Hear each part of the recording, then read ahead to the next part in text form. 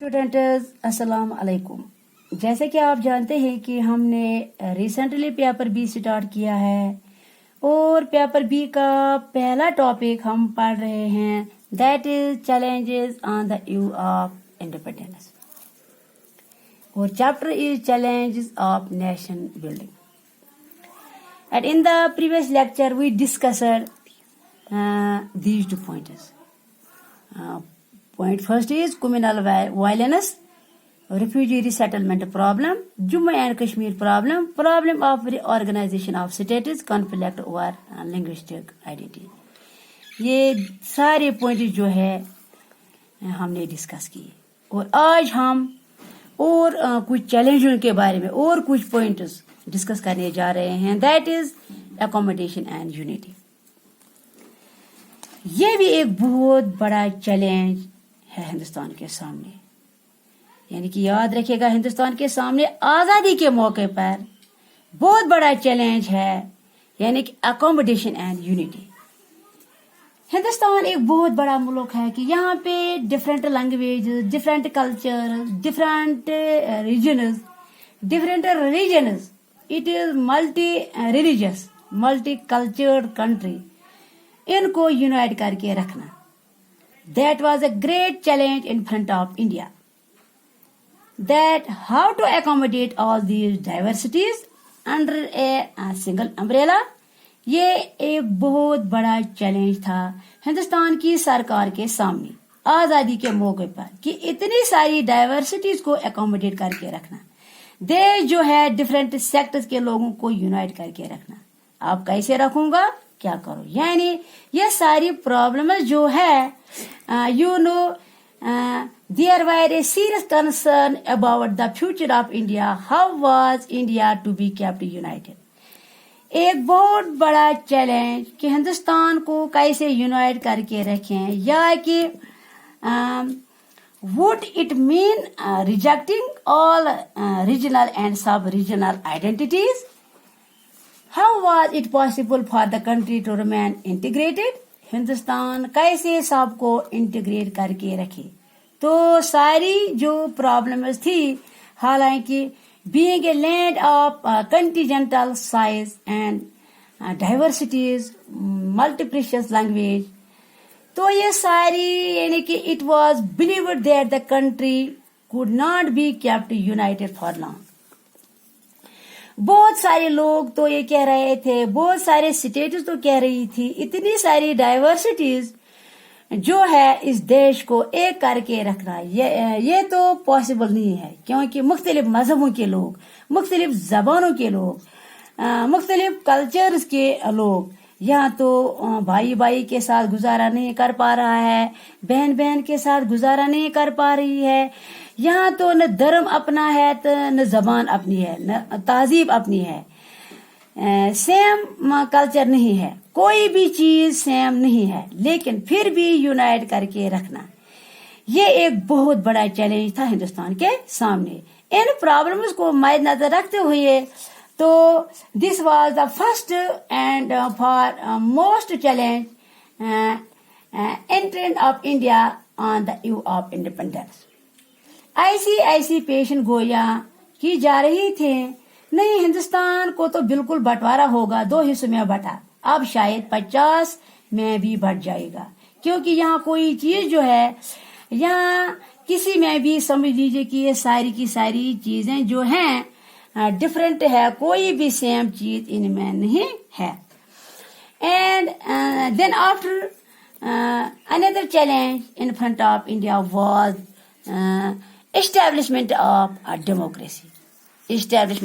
democracy, कि हिंदुस्तान जो है since India adopted a parliament from government, हालांकि हिंदुस्तान में इसलिए पार्लियामेंट्री सिस्टम मॉडल को अपनाया भी कि यहाँ पे क्या होगा, जुमहूरियत की होगी, पार्लियामेंट्री सिस्टम होगा, 2 एग्जीक्यूटिव्स होंगे, एक दूसरे पे पहुंच रखेगा, दूसरा दूसरे के अंडर काम करेगा, और डिक्टेटरशिप कायम नहीं होगी। और दूसरी इम्पोर्टेंट डेमोक्रेसी और दूसरी इम्पोर्टेंट बात जो है, डेमोक्रेसी में हर किसी को बराबर राइट्स मिलते हैं। डेमोक्रेसी में क्या होता है कि किसी को भी फौकियत नहीं मिलती है, बल्कि everybody is equal in front of law, everyone will get equal protection. जैसा कि कॉन्स्टिट्यूशन में कहा भी गया है कि लिबर्टी देनी है, फ्रीडम ऑफ रिलीजियस देना है, you will get all these things only at democratic state. तो इस तरह से हिंदुस्तान में कहा कि इतनी सारी डाइवर्सिटी को एकोमोडेट करके रखना, उसके लिए सबसे बड़ी बात है कि जुमहूरियत को अपनाना। तभी जाके हिंदुस्तान में एस्टेब्लिश की जुमहूरियत, और जुमहूरियत में ही वो तमाम राइट्स मिलते हैं। जैसे हम कहेंगे कि rights to freedom of religious. Hindu को मुसलमान के साथ प्रॉब्लम नहीं, मुसलमान को हिंदू के साथ प्रॉब्लम नहीं। क्यों? क्योंकि अगर आप रियल डेमोक्रेटिक स्टेट में रह रहे हो और आप रियल डेमोक्रेसी अपना रहे हैं, तो वहां पे क्या है कि रिलीजियस के मामले में states has no right to interfere in the affairs of religion. तो धर्म के मामले में जब किसी के साथ प्रॉब्लम नहीं है, हर किसी को बराबर आजादी, हर किसी को इक्वल कंसिडर किया जा रहा है, तो कौन अलग रहना चाहेगा? सब लोग कहेंगे कि चलिए कि हमें बराबर राइट्स मिल रहे हैं, कोई प्रॉब्लम नहीं है, हम यूनाइट ही रहेंगे। तो इसी तरह से हिंदुस्तान में भी बहुत बड़ा चैलेंज है जो है, उसने कहा है कि मुझे जुमहूरियत को अपनाना है, क्योंकि जुमहूरियत को अपनाते ही यहाँ डाइवर्सिटीज को मैं एकोमोडेट करके रख सकता और इसी देश को टुकड़े टुकड़े होने से बचा सकता हो। तो कॉन्स्टिट्यूशन फ्रेमवर्क डेमोक्रेसी प्रिंसिपल्स को अडॉप्ट किया, ठीक है। Then after another challenge in front of India was development and wellbeing. Development and wellbeing जो है, यहाँ पे ये था कि deployed for development and wellbeing of all sections rather than people. Hindustan में जितने भी तबके हैं, जितने भी तबकों के लोग हैं, जितने भी धर्मों के लोग रह रहे हैं, वहां पे तरक्की हर किसी को होनी चाहिए। हर किसी के लिए डेवलपमेंट वेलबींग होना चाहिए। ये नहीं है कि कुछ लोगों को मिलेगा और कुछ को नहीं मिलेगा, ऐसा कुछ नहीं है। Principle of equality to all with special protection to special educationally, economically and culturally disadvantaged groups and religious minorities was to be core part of our constitutional idea।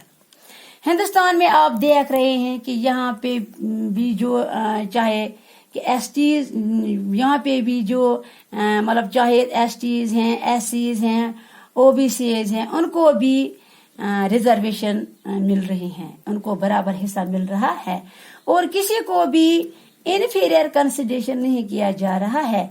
तो इसी तरह से देश को आगे ले जाना है। डेवलपमेंट फॉर ऑल यानी कि हर किसी की तरक्की, हर कोई आगे बढ़े। ये नहीं कि कुछ लोगों को मिलेगा, ऐसा कुछ नहीं है। ऐसा होगा कि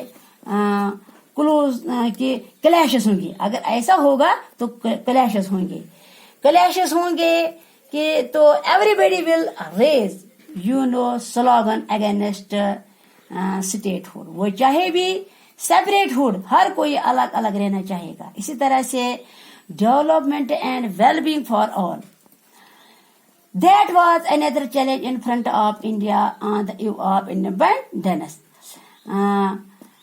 Along with all these problems, along with all these challenges, and another is nation unity and security as the main challenge.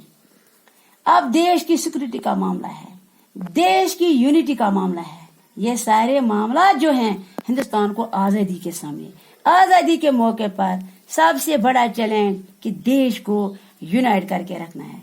देश की सिक्योरिटी सोचना है कि ये सारे मामला जो हैं हिंदुस्तान फेस कर रहा था आजादी के मौके पर, कि किस तरह कम्युनल वायलेंस से छुटकारा मिले, किस तरह से रिफ्यूजीज को फिर से आबाद किया जाए, किस तरह से कश्मीर के साथ एक्सेशन हो, किस किस मामले को लेके या स्टेट या रीऑर्गेनाइजेशन ऑफ स्टेट्स, यानी कि स्टेट्स फिर से किस तरीके से रीऑर्गेनाइज किया जाए, या जो भी कॉन्फ्लिक्ट है इनके लैंग्वेज की बुनियाद पे इससे कैसे निपटा जाए।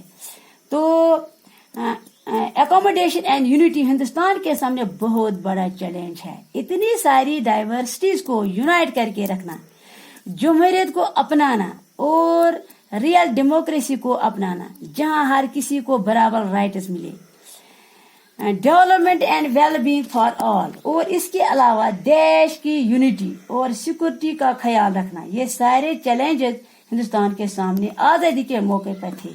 तो ये हमारा पहला टॉपिक हमारे पेपर बी का है। डियर स्टूडेंट्स, आई होप कि आपको ये समझ में आया होगा।